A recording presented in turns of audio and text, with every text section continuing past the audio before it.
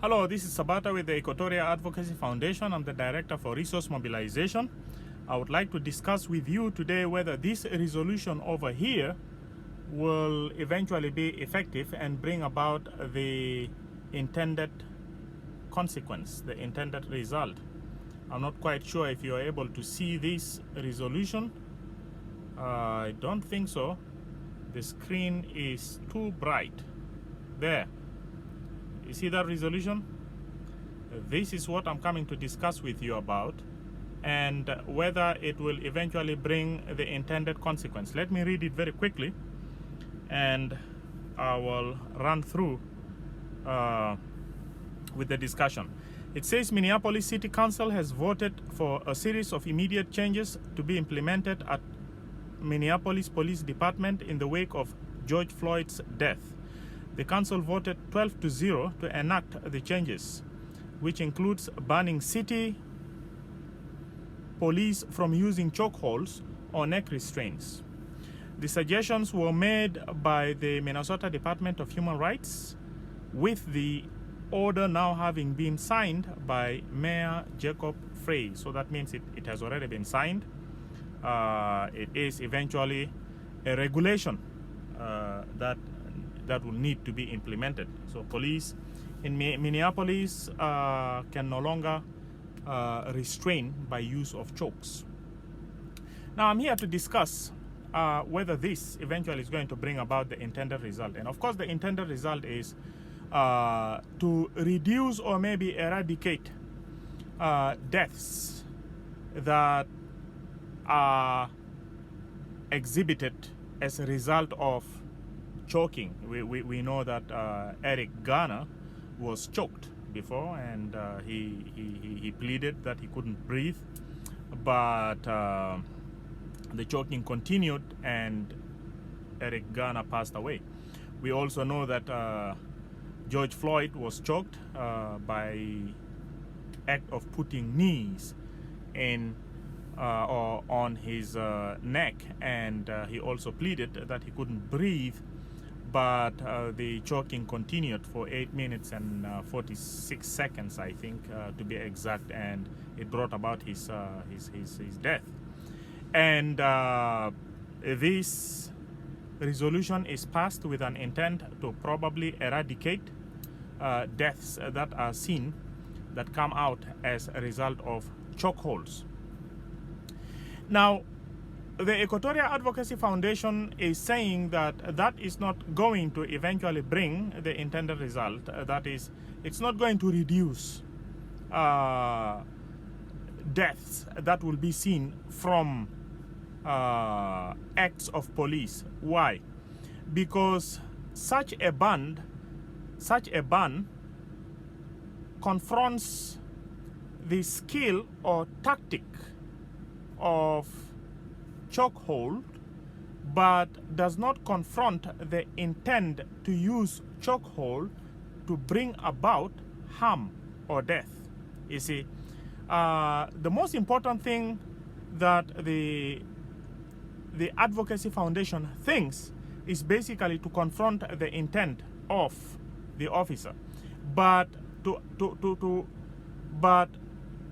confront the act of choking or neck restraint, which eventually was supposedly was designed to restrain threat. But the fact that the intention of the officer who carries that act is not being checked, I think is going to leave an avenue. If that intention is not being checked, is going to open up an avenue for a police officer who has intention to bring harm to any African American who is a suspect to use other forms of avenues, like shooting, for example. Other forms of acts that are not yet being banned, you see. And that is because the intent is not being confronted and the intent remains, you see. Usually, officers who use these kind of skills like choking or neck restraints with too much force eventually, and brings about death of an African American, under the normal circumstances, such an officer has intent actually to cause harm. Otherwise, if such an officer does not have intent to bring about harm, such an officer can use the same tool, the same tactic to restrain and not bring about death, you see. So it all goes down to what is called intention. And if intention is to be confronted, then the Advocacy Foundation thinks that it is the recruitment procedure that needs to be checked rather than the tactics. You see, it would have been best if the police academy develops a mechanism to scrutinize during the process of hiring individuals who would like to become law enforcement officers, to scrutinize them extensively in order to identify whether they are bias or prejudice towards minorities or towards African Americans, and either avoid recruitment of such individuals, or design orientation programs that would help reorient them or reform them, so that eventually they will not carry on with the hate that they have come in with, and go with this hate and be deployed with the hate out there to carry out law enforcement duties.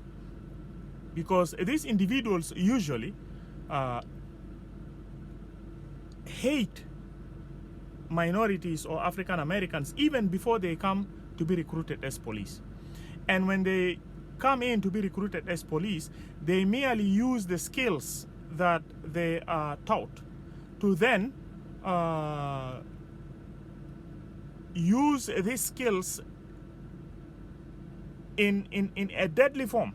You see, they use excessive form and eventually turn these skills as though these are instruments to cause death or harm, even though at the time they received the training, they obtained all the techniques to have them only restrain but not bring harm, you see. So it goes all to the intent of that hater who is a police, that needed to be checked during recruitment process, then later on basically confronting the skill itself or the tactic that the officer has been trained with.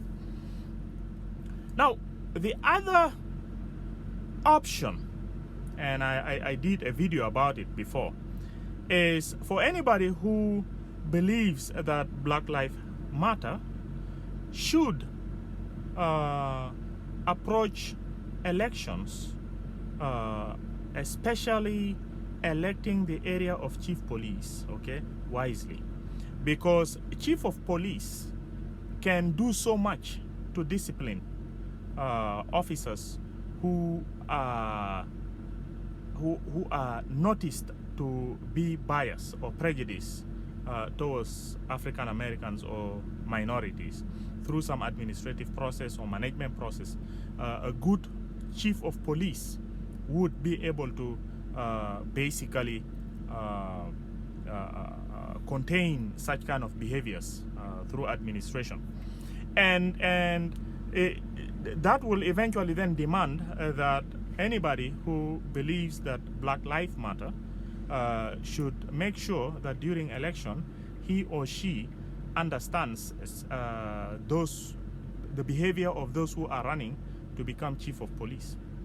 And not only chief of police, also the position of what's called the district attorney or county attorney or prosecuting attorney, because the two, the chief of police and the prosecuting attorney, are very instrumental in orchestrating cases that are usually being brought to the courts.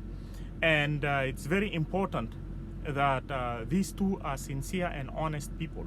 Otherwise, if they are not, then we'll see lots and lots of loopholes in the justice system. Okay, because if a police, let me put it this way, if a chief of police is not sincere and honest, then what a chief of police could do is a chief of police could exacerbate a situation of hate to basically eventually be turned by those haters to bring about deaths of some minorities or African Americans, people who are not privileged, and eventually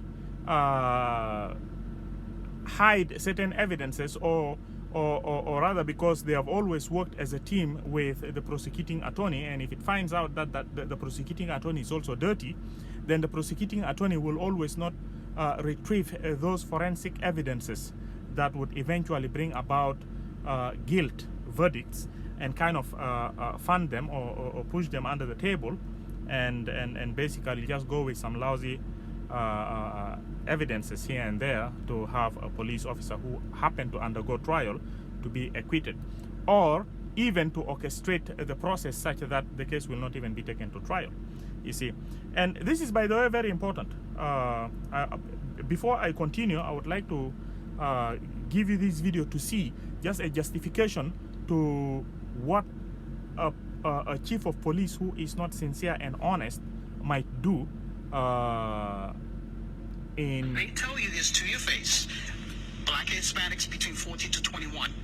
They must get stopped. At the end of the month, these officers, whoever don't have that arrest or those few summonses, they're pressured to find something. You might not see nothing. You're supposed to be visible. You might not see anything, but you go hunting, like bounty hunting for an arrest. Locking up some old guy, some homeless guy, finding somebody who's riding a bicycle on the sidewalk, who's spitting, and you bring him in. The problem is when you go hunting, when you put any type of numbers on a police officer to perform, we are going to go to the most vulnerable. The most vulnerable. Of course, we're going to go to LGBT community. We're going to go to the black community. We're going to go to those people that have no vote, that have no power.